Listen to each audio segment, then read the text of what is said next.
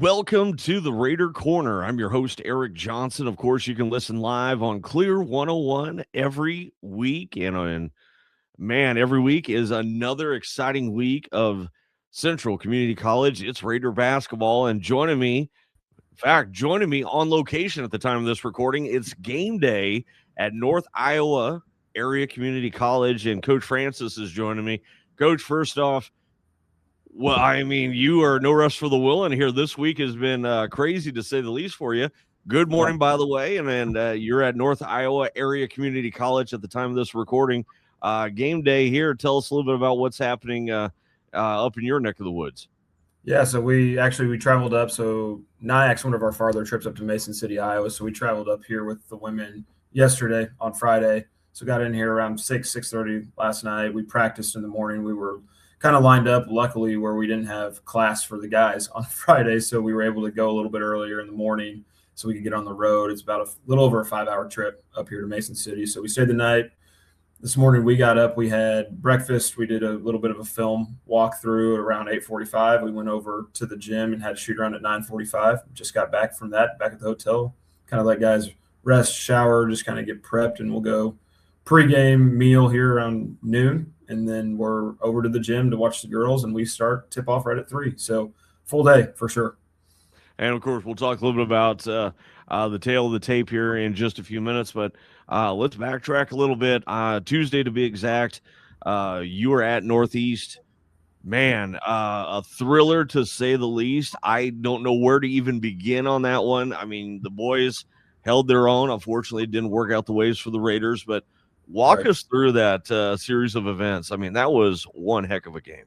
No, it was, and not to talk about it because I want it to be as far in the past as possible, but the first time that we played them earlier this semester, they came to our place and really took it to us. We just didn't – they played really well, but we also didn't have energy, didn't feel like we really competed. So we had a little bit of a chip on our shoulder even just going into this game originally. And there is that type of rivalry. Again, they're 45 minutes up the road up there in Norfolk, and it's one that's always circled for any central sporting event, right? So good crowd. And Northeast had been playing extremely well going into this. They hadn't won every single game, but they're competing with the top teams in the conference, putting up a lot of numbers, specifically on offense, and giving teams a lot of trouble. And I think definitely saw their best, and they were playing pretty close to their best they had all year going into our matchup with them. So we knew it was going to be tough, but we went in a little shorthanded. I think we had 7 guys. We had injuries. We had some sickness stuff. And of the 7 guys that were able to lace them up to go play, was really proud of how they competed. Again, it didn't end up turning out in our way, but I think just the back and forth battle, not to get too into the details there, I thought we guarded really, really well. We stayed attention to the scout, specifically in the first half, a little bit better in the second half. We let some of their main guys get going in the second half. Scotty Johnson was really, really good for Northeast, but we also had our guys who were stepping up. Nino Nesbitt was phenomenal in the first half, really got us going and kept our offense flowing.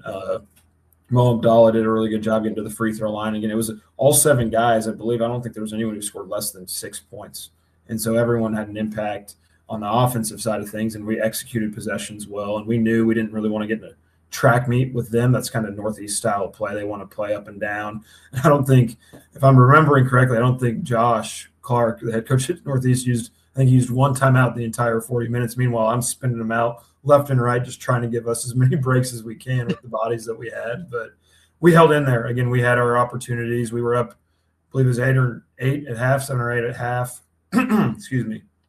And coming out of the gate, they execute some pretty good offense. We leave some short. We miss a couple free throws. And then it just turns into a back and forth where, okay, they're going to take the lead by 2 or 3. Okay, then we fight it back. We go on a little stretch of a 5 or 6 point run to take the lead back. And I think the lead changed over 10 plus times throughout the entire game. And late in the game, we had a couple of free throws that fell short. We still were able to find stops when we needed to and get it sent into overtime. We had close to what I would call the last possession and ended up getting a really good take by Mo Abdallah to get downhill, and just they rotated really well and forced a really tough shot, and then they had to heave one at the buzzer. So it was back and forth, both teams, I think, just throwing haymaker gut punches, and it was both teams responding really well, what I thought. And I think, like, with a game that's really dictated by runs, I don't think either of us really allowed the other to really get on that extended run that can really finalize, like can really put you far enough ahead to get you away.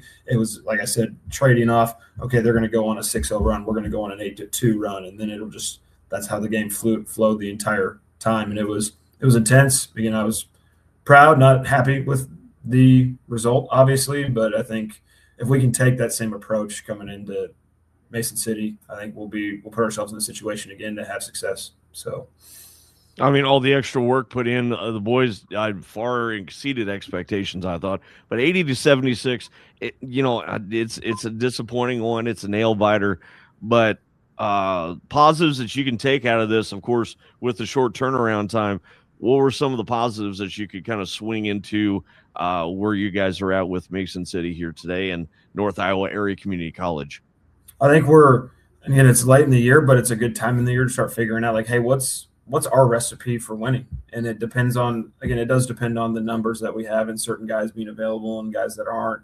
But I think right now we're kind of finding, we know that we're not a team that wants to play in the 80s, 90s up to 100. Like we're going to have to be a team that knock down, drag it out. We got to be efficient with how we're manipulating our offense. We do want to get out and run. Like we want to create easy opportunities if we can, but if we don't have that, we're buying more into forcing teams to have to guard us rather than, okay, we want to play fast, let's take the first available shot. We're settling into, okay, maybe we do have to slow it down and execute some offense. And then defensively, still working on finishing possessions with stops as far as like grabbing the first rebound, not giving second opportunities. But I think the way we approached what we wanted to cover and what we wanted to keep them away from being able to do, I thought we did that very, very well. So again, it's the same approach here. And Nike's a little different of a team. They still play. They want to play up and down. They want it to be a very offensive style of game.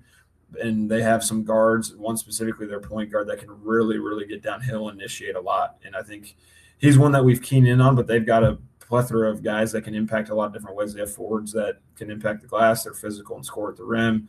So defensively, that's really where we're trying to hang our hat right now, is can we be the team that's going to sit down, make every opportunity that they have extremely tough, and then on that counter of that, sometimes your best defense can be your offense and how long you're making teams have to guard if you're preventing them from getting out in transition. And I think, like I said, we were better at that at times in Northeast than we had been recently, but I do think we let them get a little loose. And that's, again, hopefully cleaning that up against another team that really likes to get out and run and take the first available shot if they can create it. So, no, there's definitely positives. Again, I think our energy and our just intensity for a group of 7 guys going up there and knowing that we were going to be shorthanded, they never quit on each other. Like they were in times of adversity, where times like earlier in the year, maybe we would have let those stretches of runs where they go on 6-0, 7-0 runs turn into, now it's a 15-0 run, and now we're digging ourselves into a deeper hole. We were able to respond, and I think it shows just like growth and maturity. And I think that's, again, another thing, another big step in the direction that this group needs to take moving forward here these last 3 games. Taking a look here, we're talking with Coach Francis on the Raider Corner. Coach, you're 10-17, obviously 4-13 in conference play. Kind of rough going. Obviously, illness has been a big factor. The injury report, besides illness, everybody else looking pretty much copacetic or getting back into the swing of things? Yeah, I mean, it's one of those, like at this point of the year, and we had this conversation with guys, like there's no one in the college basketball team right now that's 100%. Like it's just the nature of good point. Yeah, college athletics. Like everyone's dealing with something, whether it's nagging knees, bum ankle, oh, my back's tight, and so my hand, like whatever it is, like there's no one that's sitting there saying, hey, I feel as good as I did November 1st, right? Like it's just the wear and tear of not only games, but it's the practices and the longevity of our season. Like we're the sport that spans the longest amount of time. So it's taking care of your bodies. And obviously the illness thing is one you try to avoid and you duck and dodge it. Stay hydrated. Hey, don't hang out with a bunch of people. Like it's one of those things. We're healthy, but I wouldn't say we're 100%.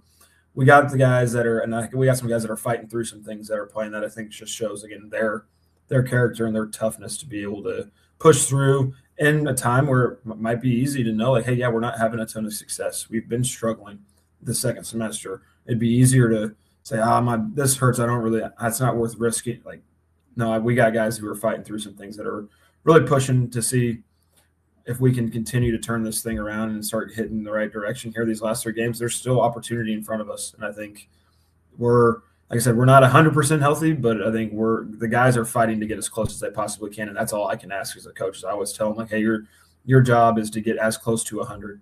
Not saying you're going to get there, but how close can we get to be ready to roll it out there, not just for you, but for this team and for this group. I mean, that's the old saying goes 90-10.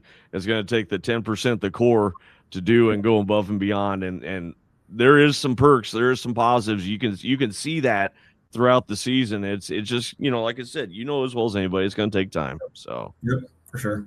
But nevertheless, we're going to let you go. Of course, you need to get focused as well. Come out with the dub up there at Mason City, North Iowa Area Community College. That is going to be the matchup today, the doubleheader between the girls and the boys. Coach, appreciate the time. Good luck. Bring home the dub, and we'll talk soon, okay?